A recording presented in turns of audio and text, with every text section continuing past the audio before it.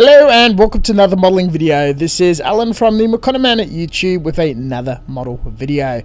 Today, building, unboxing and reviewing the 4D 72nd German Panther from World War II, late war, Eastern Front. Also appears in the animation Girls and Panzer, which is the scheme I shall be attempting to achieve. This is a part of the recent series of 3D puzzle kits by the company, manufactured in China. The difficult part is it's all loose parts that you have to trim any nub marks and flash. The numbers corresponding to the instructions are engraved on the inner part, and the inner hull is all the same at this stage, making it very tedious and boring to sort and assemble. All the additional special parts that make for each tank are the external components.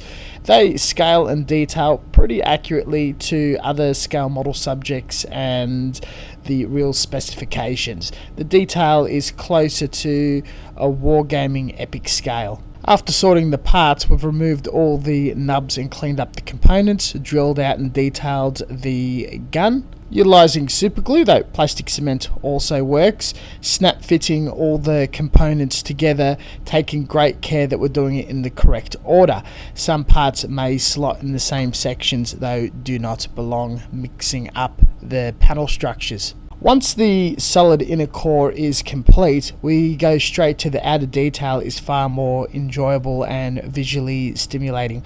The detail does pop out quite a bit and ideal for hand painting or airbrush. It is pre-coloured, but not a particularly accurate or even interesting display. The original intent of the product was to snap fit and finish as a very durable playable toy or a wargaming piece. It does have quite a bit of weight and would not damage easily at all. The turret traverses and the gun can go up and down in an effort of articulation. The rubber tracks are super glued around the wheels. No major modifications or changes made, though some of the larger gaps were filled with a dissolved putty. At around $7 per model, I do highly recommend this as a simplistic German armour build or any other purposes. Build, diorama, display, modification to obviously wargaming and even a children's play toy. I'm not the biggest German armour fan in my modelling and do respect that they are extremely popular to the point where they are overrepresented in products available in all scales, particularly Dragon 35th Panzer IVs, comically. I do have a soft spot for the Panther, and doing my second recent build of it, generally enjoy the detail and proportions. It's probably my favourite Axis tank, outside of Imperial Japan subjects. As previously mentioned, I desire to do a North African desert sand scheme depicted from Girls and Panzer. The colours are a bit more overexposed and vibrant to the more dull historical references and paintings of German armour. I'm planning to find a healthy mix of the two and place some decals on it.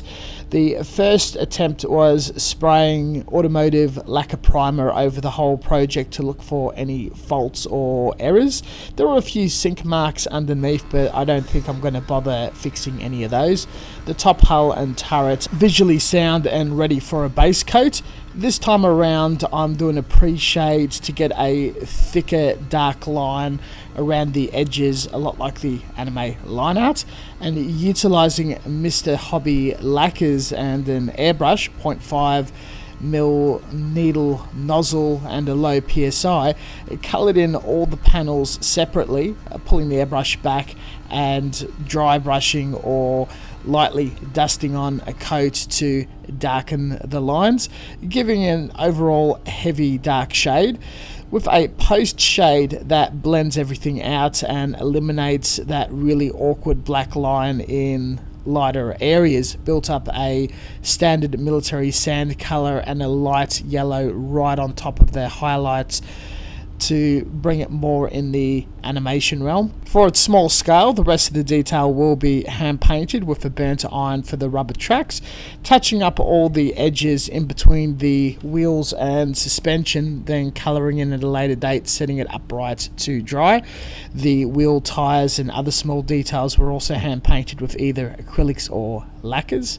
Utilising the collection of girls and Panzer decals I have found across the internet, eBay, and some I've custom printed, I'm utilising the last of the German school markings and placing them according to reference material found on Google. Being a cheap model, I'm using the last of the cheap decals, which is slightly misaligned in its printing and covering up that awkward white halo with more desert paint. It actually looks pretty good once all settled and top coated. Moving on to weathering, the girls and Panzer tanks do appear to be very clean and well washed, mostly for saving money in the animation costs, and that they're well maintained machines in a time of peace for more war games and school activities. I still want to add definition and shadowing, first applying a slush and pin wash of black around all the panels and underside to give it those hard line edges. Utilizing a weathering pencil, the high edges were also touched up and sealed in flat matte. The first coat being a flat base rough to take all the pigment, and a heavy flat clear on top to seal the lot.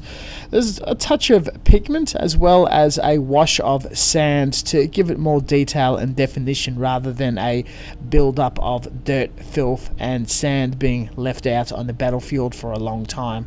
There is a lot of panels, details and stowage, and all of that does pop with the additional washes and black edging.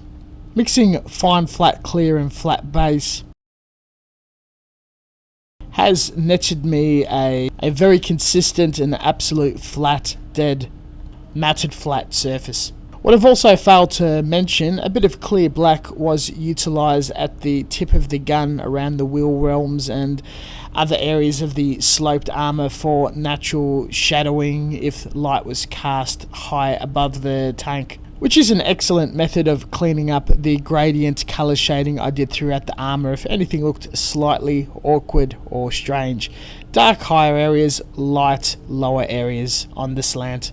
In the way of 4D branded tanks, and especially this new 3D model line, I've found this to be the best model out of the entire catalogue. The external detail looks really well, all painted up. You can't tell if this is a trumpeter or a main scale model brand or something from the cheaper catalogues. I had a lot more fun with this one than the other four that I've built, and it's just popped out quite nice. Surely there is a few detail issues and elements of it being slightly too chunky. Overall, I'm fairly pleased and happy with it, especially with the finished achieved. The turnaround on this particular build went across 3 days over 6 hours. The majority spent building. The paint stage was very quick, though I feel that's through the confidence I have in airbrushing and painting. We are comically getting close to 100 armour builds on this channel. Thank you very much for watching, and as always, until next time, stay tuned for further content. Check out the description below for reference material and all the social media links. I've also got a whole playlist with many armour builds if you're interested in the 70-second range. And we will catch you guys next time. See you later.